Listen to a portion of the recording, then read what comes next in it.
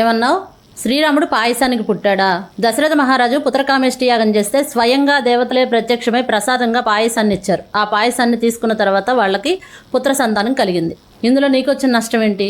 సరే, రాముడు పాయసానికే పుట్టాడు. మరి మీరంతా చర్చలకు వెళ్ళి డబ్బాలు కొబ్బరి నూనె తాగుతారు కదా, మీరంతా కొబ్బరి నూనెకి పుట్టారా?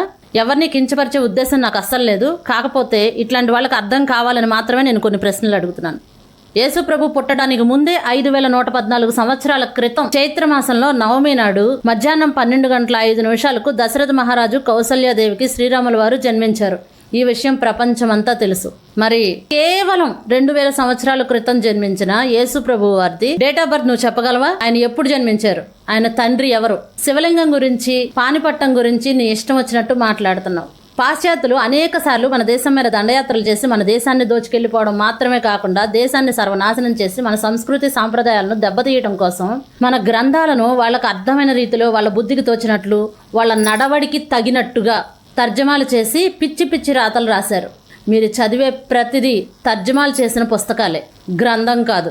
ఒకటి అడుగుతాను చెప్పు, మన ధర్మాన్ని కాదు అని అవతలికి వెళ్ళిపోయిన నీకు మా ధర్మం గురించి ప్రశ్నించే హక్కు ఉందా?